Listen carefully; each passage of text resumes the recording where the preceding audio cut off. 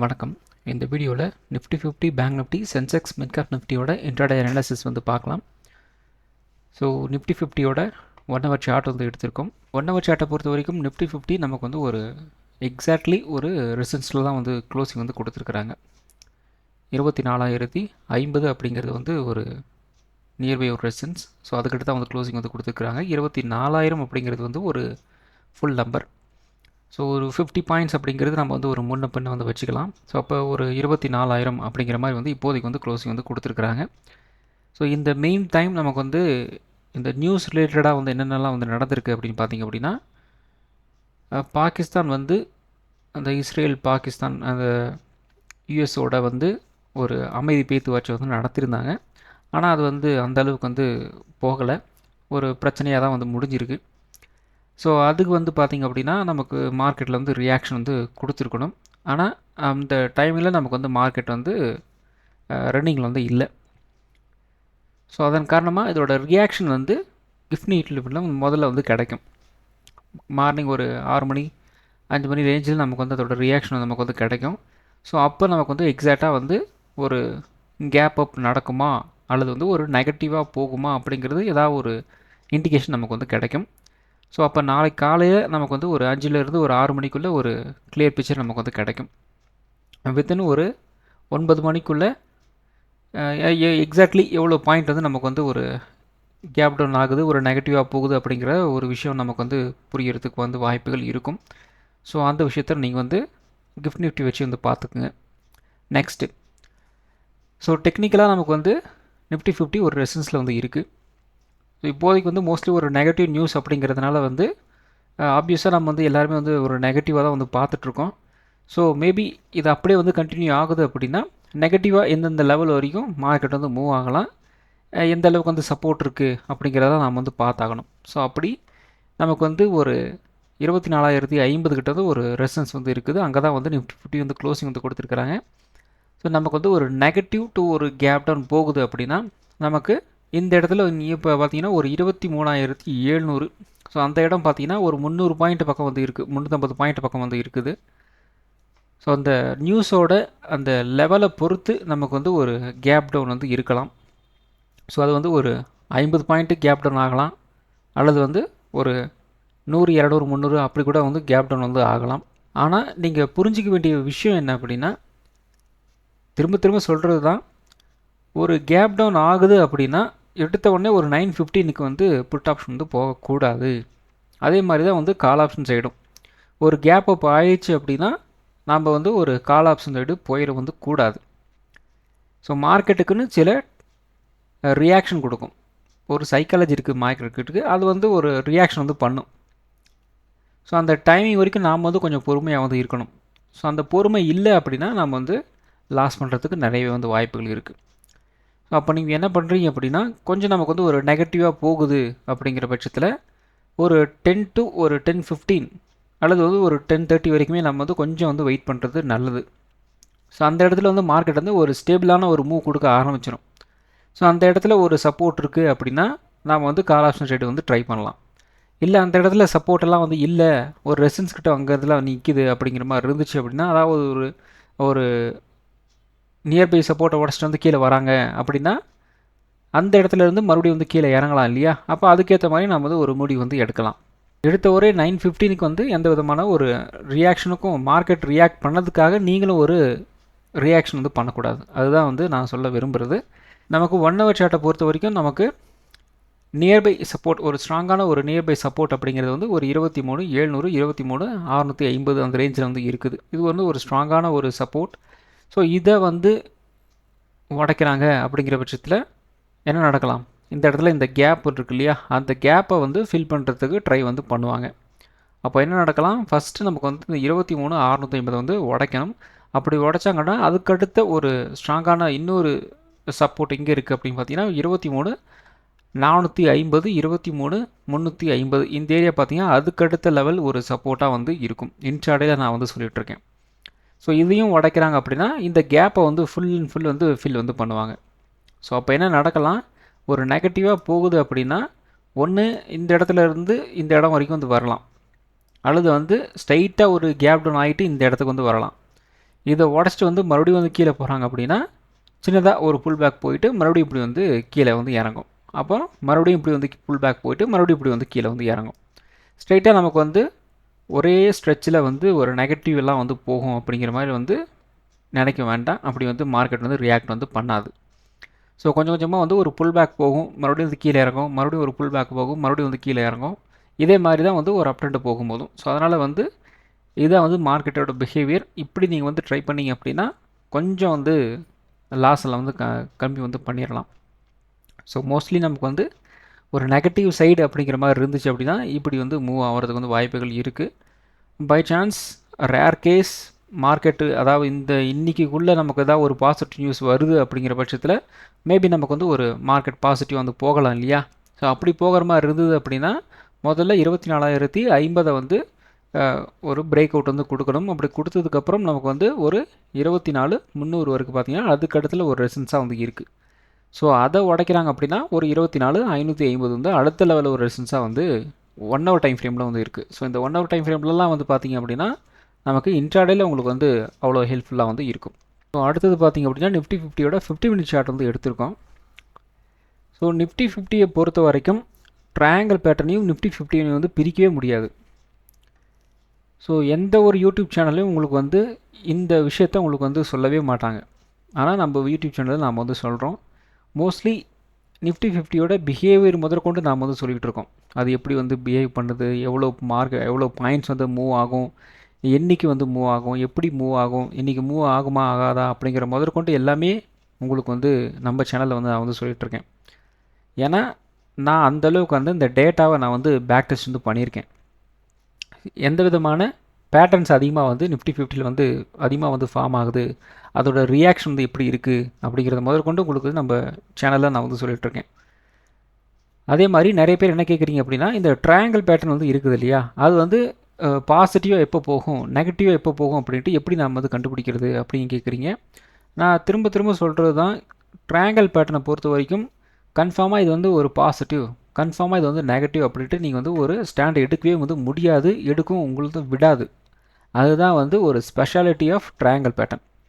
So இந்த triangle pattern வந்து எதுக்காக வந்து க்ரியேட் ஆகுது அப்படின்னா மார்க்கெட்டுக்கு எந்த பக்கம் போகிறது அப்படிங்கிறது மார்க்கெட்டுக்கு வந்து தெரியலை, அல்லது வந்து அந்த ஒரு பெரிய பெரிய ட்ரேடர்ஸ் வந்து விருப்பப்படுறதில்ல அப்படின்னு நான் வந்து எடுத்துக்கணும். ஸோ அப்படி நடக்கும்போது என்ன நடக்கும் அப்படின்னா ஆட்டோமேட்டிக்காக நமக்கு வந்து ஒரு ட்ரையாங்கிள் பேட்டர்னாக வந்து மார்க்கெட் வந்து கன்வெர்ட் ஆகி வந்து நிற்கும். அந்த ட்ரையாங்கிள் பேட்டர்ன் கன்வெர்ட் ஆனதுக்கப்புறம் ஒரு பாசிட்டிவ் நியூஸோ ஒரு நெகட்டிவ் நியூஸோ நமக்கு வந்து வரும். ஸோ அப்படி வரும்போது அதுக்கேற்ற மாதிரி மார்க்கெட் வந்து ஒரு ரியாக்ஷன் வந்து கொடுக்கும். ஸோ நிறைய பேர் என்ன பண்ணுறீங்க அப்படின்னா நான் சப்போர்ட் இருக்கும்போது நான் வந்து ஒரு என்ட்ரி கொடுக்குறேன், அல்லது வந்து ஒரு ரெசிஸ்டன்ஸ் இருக்கும்போது நான் வந்து ஒரு என்ட்ரி கொடுக்குறேன், இது வந்து கரெக்டாக இருக்குமா அப்படின்னு நீங்கள் வந்து கேட்குறீங்க. ஸோ நீங்கள் ட்ரை பண்ணலாம், ஆனால் என்ன நடக்கும்னு பார்த்தீங்க அப்படின்னா உங்களோட ஸ்டாப் லாஸ் வந்து ஹிட் ஆகும். ஸோ அதில் வந்து மாற்றுக்கிறதே வந்து கிடையாது. ஸோ அதனால தான் நான் வந்து என்ன சொல்கிறேன் அப்படின்னா ஒரு ட்ரையாங்கிள் பேட்டர்ன் வந்து ஃபார்ம் ஆச்சு அப்படின்னா பிரேக் அவுட் ஆகுது, பிரேக் டவுன் ஆகுது, வால்யூம் வந்து செக் வந்து பண்ணுங்கள். இல்லை வால்யூம் வந்து ஆவரேஜாக இருக்குது அப்படின்னா ரீடெஸ்ட் ஆகும்போது எப்படி ஆகுது அப்படின்னு வந்து பாருங்கள். ஏன்னா அந்த ரீடெஸ்ட் ஆகிற இடத்துல தான் அது வந்து ஹோல்டு ஆகுதா ஆகலையா அப்படிங்கிற ஒரு கன்க்ளூஷன் நம்மளால் வந்து எடுக்க முடியும். அப்போ பிரேக் அவுட் டைமில் உங்களுக்கு ஒரு கன்ஃபர்மேஷன் கிடைக்கலாம், அதே மாதிரி ஒரு ரீடெஸ்ட் எடுக்கும்போது உங்களோட ஒரு கன்ஃபர்மேஷன் உங்களுக்கு வந்து கிடைக்கலாம். ஒரு 2 இடத்துல உங்களுக்கு வந்து ஒரு கன்ஃபர்மேஷன் வந்து கிடைக்கும். ஸோ அதை பேஸ் பண்ணி தான் நீங்கள் வந்து ஒரு முடிவுக்கு வந்து வர முடியும். இப்போ பாருங்கள், ஒரு 3 ட்ரேடிங் செஷன் இந்த இடத்துல இருக்குது. இந்த 3 ட்ரேடிங் செஷனில் நமக்கு வந்து 2 இடத்துல ட்ரையாங்கிள் பேட்டர்ன் வந்து ஃபார்ம் ஆகிருக்கு. ஸோ இந்த இடத்துல பாருங்கள் ட்ரையாங்கிள் பேட்டர்ன். அதே மாதிரி இந்த இடத்துல லாஸ்ட் ட்ரேடிங் செஷனிலும் இந்த ட்ரையாங்கிள் பேட்டர்ன். இந்த இடத்துல என்ன நடந்திருக்கு, இந்த ட்ரையாங்கிள் பேட்டர்ன் வந்து ஒரு பிரேக் டவுன் ஆகி கீழே வந்து இறங்கியிருக்கு. இந்த இடத்துல பாருங்கள், இந்த ட்ரையாங்கிள் பேட்டர்ன் பிரேக் அவுட் ஆகி வந்து மேலே வந்து க்ளோசிங் வந்து கொடுத்துருக்குறாங்க. ஸோ இதுவும் பார்த்தீங்க அப்படின்னா same kind of triangle pattern தான், இதுவும் same kind of triangle pattern தான். இந்த ட்ரையாங்கிளுக்கும் இந்த ட்ரையாங்கிளுக்கும் வந்து ஏதாவது வித்தியாசம் இருக்குன்னு பாருங்கள், எதுவுமே வந்து வித்தியாசம் வந்து கிடையாது. ஆனால் இந்த ட்ரையாங்கிள் பேட்டர்ன் வந்து பிரேக் டவுன் ஆகி கீழே இறங்கியிருக்கு, இந்த ட்ரையாங்கிள் பேட்டர்ன் ஒரு பிரேக் அவுட் கொடுத்து வந்து மேலே வந்து போயிருக்கு. அதனால தான் இது வந்து கன்ஃபார்மாக இது வந்து பாசிட்டிவ்னு சொல்ல ஒரு முடிவுக்கு வர முடியாது, நெகட்டிவ்னு சொல்லி ஒரு முடிவுக்கு வந்து வர முடியாது அப்படின்னு நான் வந்து சொல்கிறேன். எந்த இடத்துல நமக்கு வந்து ஒரு பிரேக் டவுன் ஆகுதோ, ஒரு பிரேக் அவுட் கிடைக்குதோ, வால்யூம் வந்து செக் பண்ணுங்கள். அந்த வால்யூம் செக் பண்ணிங்க அப்படின்னா, வால்யூம் சப்போர்ட் பண்ணுது அப்படின்னா, மேபி அந்த ட்ரையாங்கிள் பேட்டர்ன் வந்து சக்ஸஸ்ஃபுல்லாக வந்து போகும். வால்யூம் அந்தளவுக்கு சக்ஸஸ்ஃபுல்லாக வந்து இல்லை அப்படின்னா, ஒரு ஆப்போசிட்டாக வந்து போகிறதுக்கு வாய்ப்புகள் இருக்குது அப்படின்னு நம்ம வந்து சொல்கிறோம். ஸோ நிறைய பேர் என்ன பண்ணுறீங்க, நான் வந்து இந்த இடத்துல ஒரு சப்போர்ட் இருக்குது, எனக்கு ஒரு பிரேக் அவுட் கிடைச்சா கூட வந்து நான் முன்னாடியே நான் வந்து ஒரு என்ட்ரி கிடைச்ச மாதிரி எனக்கு இருக்கும் இல்லையா அப்படின்னு நீங்கள் வந்து கேட்குறீங்க. வாஸ்தவமான பேச்சு தான், இருந்தாலும் அப்படி வந்து நடக்கிறதில்ல. ஸோ இந்த இடத்துல நீங்கள் ஒரு என்ட்ரி கொடுத்துருந்தாலும் என்ன நடந்திருக்கு, மார்க்கெட் நெகட்டிவ் வந்து போயிருக்கு. ஆனால் இந்த இடத்துல நீங்கள் வந்து ஒரு என்ட்ரி கொடுக்குறீங்க அப்படின்னா மார்க்கெட் உங்களுக்கு ஏற்ற மாதிரி வந்து திரும்பி இருக்குது. ஸோ இது ஒரு 50-50 தான். இது எக்ஸாக்டாக வந்து இப்படி தான் நடக்கும் அப்படின்ட்டு கிளியர் கட்டாக வந்து பேசவே முடியாது ட்ரையாங்கிள் பேட்டர்ன் பொறுத்த வரைக்கும். ஸோ நிறைய பேர் வந்து இப்போ இப்படி இருந்துச்சுன்னா மேலே போயிடும், இப்படி இருந்துச்சுன்னா கீழே வந்துடும் அப்படின்னு சொல்லிட்டு இருப்பாங்க. அதெல்லாம் வந்து ட்ரையாங்கிள் பேட்டர்னில் வந்து பேசவே வந்து முடியாது. அதனால தான் இது வந்து 50-50, பிரேக் அவுட் கிடைக்கிது, வால்யூம் சப்போர்ட் பண்ணுது, போகலாம். ஸோ இப்போ உங்களுக்கு வந்து ஒரு ட்ரையாங்கிள் பேட்டர்ன் என்ன நடக்கலாம், எப்படி ரியாக்ட் பண்ணலாம் அப்படிங்கிற ஒரு ஐடியா உங்களுக்கு வந்து கிடச்சிருக்குன்னு நினைக்கிறேன். அடுத்தது நிஃப்டி 50யோட 5 மினிட் சார்ட் வந்து எடுத்திருக்கோம். ஸோ இந்த 5 மினிட் சார்ட்டை பொறுத்த வரைக்கும் நமக்கு வந்து இந்த சப்போர்ட் ரெசிஸ்டன்ஸ் நம்ம வந்து பார்த்துக்கலாம். ஸோ இது வந்து நமக்கு வந்து இன்ட்ராடே ட்ரேட் எடுக்கிறதுக்கு ரொம்ப ரொம்ப ஹெல்ப்ஃபுல்லாக வந்து இருக்கும். ஸோ எப்படி வந்து மூவ் ஆக போகுது அப்படிங்கிறத வந்து இதை வச்சுட்டு நம்ம வந்து மூவ் வந்து பண்ணிக்கலாம். ஸோ இப்போ இமீடியட் ரெசிஸ்டன்ஸ் அப்படிங்கிறது வந்து 5 மினிட்ஸ் சார்ட்டை பொறுத்த வரைக்கும் 24,100 அப்படிங்கிற ரேஞ்சில் வந்து இருக்குது. அதுக்கு அடுத்தது ஒரு 24,150 வந்து ஒரு ரெசிஸ்டன்ஸாக வந்து அதுக்கு அடுத்த லெவலாக வந்து இருக்குது. நமக்கு வந்து ஒரு இமீடியட் சப்போர்ட் அப்படிங்கிறது பார்த்திங்க அப்படின்னா ஒரு 23,950 வந்து இருக்குது. ஸோ அதை உடைக்கிறாங்க அப்படிங்கிற பட்சத்தில் ஒரு 23,900, 23,875 இந்த ரேஞ்சில் நமக்கு வந்து அதுக்கு அடுத்த லெவலில் ஒரு சப்போர்ட்டாக வந்து இருக்குது. ஸோ இதை லெவலில் உடைக்கிறாங்க அப்படின்னா இந்த இடத்துல ஒரு 5 மினிட் சார்ட்டை பொறுத்த வரைக்கும் ஒரு கேப் இருக்கு இல்லையா, அந்த கேப்பை வந்து ஃபில் பண்ணுறதுக்கு ட்ரை பண்ணுவாங்க. அப்போது ஒரு 23,800 வரைக்கும் வந்து கீழே இறங்கலாம். ஸோ இந்த இடம் வந்து ஒரு ஸ்ட்ராங்கான ஒரு சப்போர்ட்டாக வந்து இருக்கிறதுக்கு வந்து வாய்ப்புகள் இருக்குது. ஏன்னா ஒரு கேப் இருக்குது, அந்த கேப்பை வந்து ஃபில் பண்ணுறாங்க அப்படின்னா அந்த இடத்துல இருந்து ஒரு புல் பேக் நமக்கு வந்து கிடைக்கிறதுக்கு மோஸ்ட்லி வந்து வாய்ப்புகள் இருக்குது. ஆனால் மார்க்கெட்டோட கண்டிஷன் ரொம்ப நெகட்டிவாக வந்து இருக்குது அப்படின்னா அந்த கேப் ஃபில் பண்ணாலும் மறுபடியும் சின்னதாக ஒரு புல் பேக் போன மாதிரி போயிட்டு மறுபடியும் வந்து கீழே இறங்கிடும். ஸோ அதையும் நம்ம வந்து பார்த்துக்கணும். அது எப்போ நடக்கும் அப்படின்னா நமக்கு கிடைக்கிற அந்த நியூஸ் அப்படிங்கிறது வந்து ரொம்ப நெகட்டிவாக வந்து இருக்குது அப்படிங்கிற பட்சத்தில் இதெல்லாம் வந்து நடக்கலாம். ஸோ மார்க்கெட்டோட கண்டிஷன் அப்படிங்கிறது வந்து நாளை ஓப்பன் ஆனதுல தான் நமக்கு வந்து எந்த அளவுக்கு வந்து நெகட்டிவ் அப்படிங்கிறது நம்மளால் வந்து கெஸ் வந்து பண்ண முடியும். ஸோ நாளைக்கு கிஃப்ட் நிஃப்டியோட ஓப்பனிங் வந்து பார்க்கணும், பார்த்துட்டு தான் ஒரு முடிவுக்கு வந்து வர முடியும்.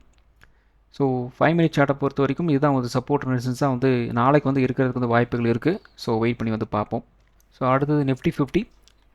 ஸோ நாளை நமக்கு வந்து ஒரு ரேஞ்ச் பவுண்டாக வந்து இருந்துச்சு அப்படின்னா 24,100 நமக்கு வந்து ஒரு ரெசிஸ்டன்ஸாக வந்து இருக்கும். சப்போர்ட் வந்து ஒரு 23,900 வந்து இருக்கலாம். 23,900 உடச்சிட்டாங்க அப்படின்னா குறைந்தபட்சம் நமக்கு வந்து ஒரு 23,800, 23,780 இந்த ரேஞ்ச் வரைக்கும் வந்து கீழே இறங்குறதுக்கு வந்து வாய்ப்புகள் இருக்குது. 24,100 நமக்கு வந்து ஒரு பிரேக் அவுட் வந்து கிடச்சிது அப்படின்னா ஒரு 24,250 மினிமம் வந்து ஒரு அப் ட்ரெண்ட் போகிறதுக்கு வந்து வாய்ப்புகள் இருக்குது. அடுத்தது bank Nifty. So bank Nifty கிட்டத்தட்ட நமக்கு வந்து ஒரு 700-800 பாயிண்ட் ஒரு பாசிட்டிவாக வந்து இருந்தது. ஓவராலாக ஒரு 1000 பாயிண்ட்ஸ் பக்கம் வந்து அப் ட்ரெண்ட் வந்து இருந்தது லாஸ்ட் ட்ரேடிங் செஷன். ஸோ நாளை நமக்கு வந்து ஒரு ரேஞ்ச் பவுண்டாக வந்து இருந்துச்சு அப்படின்னா 56,100 நமக்கு வந்து ஒரு ரெசிஸ்டன்ஸாக வந்து இருக்கும். சப்போர்ட் வந்து ஒரு 55,600 வந்து இருக்கலாம். 55,600 உடச்சாங்க அப்படின்னா குறைந்தபட்சம் ஒரு 55,300, 55,200 இந்த ரேஞ்ச் வரைக்கும் வந்து கீழே இறங்கலாம். அதே மாதிரி ஒரு 56,100 நமக்கு வந்து ஒரு பிரேக் அவுட் வந்து கிடச்சிது அப்படின்னா குறைந்தபட்சம் ஒரு 56,300, 56,500 இந்த ரேஞ்ச் வரைக்கும் ஒரு அப் ட்ரெண்ட் போகிறதுக்கு வந்து வாய்ப்புகள் இருக்குது. அடுத்தது சென்செக்ஸ். ஸோ சென்செக்ஸும் பார்த்திங்க அப்படின்னா ஓவராலாக நமக்கு வந்து சின்ன ஒரு கேப் மாதிரி வந்து இருந்துச்சு. அதுக்கப்புறம் பார்த்திங்கன்னா பெருசாக ஒரு மூவபிள் டேவாக வந்து இல்லை. ஓரளவுக்கு சும்மா ஒரு 200 பாயிண்ட் 300 பாயிண்ட் பக்கம் வந்து மூவ் ஆகிட்டு இருந்தது, அவ்வளோதான். ஸோ நாளை நமக்கு வந்து ஒரு ரேஞ்ச் பவுண்டாக வந்து இருந்துச்சு அப்படின்னா 77,800 ரெசிஸ்டன்ஸாக வந்து இருக்கும். சப்போர்ட் வந்து ஒரு 77,000 வந்து இருக்கலாம். 77,000 உடச்சாங்க அப்படின்னா குறைந்தபட்சம் ஒரு 76,600, 76,400 இந்த ரேஞ்ச் வரைக்கும் வந்து கீழே இறங்குறதுக்கு வந்து வாய்ப்புகள் இருக்குது. 77,800 நமக்கு வந்து ஒரு பிரேக் அவுட் வந்தாச்சு அப்படின்னா ஒரு 78,200, 78,400 இந்த ரேஞ்ச் வரைக்கும் ஒரு அப் ட்ரெண்ட் போகிறதுக்கு வந்து வாய்ப்புகள் இருக்குது. ஸோ அடுத்தது mid cap Nifty. So mid cap Nifty ஓவராலாக நமக்கு வந்து ஒரு 200 பாயிண்ட் வந்து ஒரு பாசிட்டிவாக க்ளோசிங் வந்து கொடுத்துருந்தாங்க. அப்பப்போ அந்த ஸ்டாப் லாஸ் ஹண்டிங்கும் அப்படிங்கிறது வந்து இந்த இடத்துலலாம் வந்து நடந்துருந்தது. ஸோ ஓவராலாக பாசிட்டிவ் தான் வந்து க்ளோஸ் ஆகி வந்து முடிஞ்சிருந்தது. ஸோ நாளை நமக்கு வந்து ஒரு ரேஞ்ச் பவுண்டாக வந்து இருந்துச்சு அப்படின்னா 13,480 ரெசிஸ்டன்ஸாக வந்து இருக்கும். சப்போர்ட் வந்து ஒரு 13,300 இருக்கலாம். 13,300 உடச்சாங்க அப்படின்னா குறைந்தபட்சம் ஒரு 13,200 வரைக்கும் வந்து கீழே இறங்குறதுக்கு வந்து வாய்ப்புகள் இருக்குது. 13,450 நமக்கு வந்து ஒரு பிரேக் அவுட் வந்து கிடச்சிது அப்படின்னா குறைந்தபட்சம் ஒரு 13,550 13,600 இந்த ரேஞ்ச் வரைக்கும் ஒரு அப்டேட் போகிறதுக்கு வந்து வாய்ப்புகள் இருக்குது. ஸோ முடிஞ்ச அளவுக்கு நாளைக்கு கேப் டவுன் அல்லது ஒரு நெகட்டிவாக வந்து போகுது அப்படின்னா கொஞ்சம் வெயிட் பண்ணுங்கள். வெயிட் பண்ணதுக்கப்புறம் மார்க்கெட் ஒரு ஸ்டேபிளான ஒரு மூவ் கொடுக்க ஆரம்பிக்கும். அதுக்கப்புறம் நம்மளோட என்ட்ரி நம்ம வந்து கொடுக்கறதுக்கு வந்து ட்ரை பண்ணலாம். ஆரம்பத்திலே வந்து உள்ளே போகாதீங்க. தவறான ஒரு ட்ரேடாக வந்து மாற்றுறதுக்கு வந்து வாய்ப்புகள் இருக்குது, பார்த்துக்குங்க. ஸோ இந்த வீடியோ ஒரு எஜுகேஷன் பர்பஸ் வீடியோ மட்டும்தான். பை பண்ணுறதுக்கோ செல் பண்ணுறதுக்கோ ரெக்கமெண்டேஷன் வீடியோ கிடையாது. இந்த வீடியோ பிடிச்சிருக்கும் லைக் பண்ணுங்கள், உங்கள் ஃப்ரெண்ட்ஸுக்கு வந்து ஷேர் பண்ணுங்கள். மற்றும் ஒரு வீடியோவில் சந்திப்போம். நன்றி, வணக்கம்.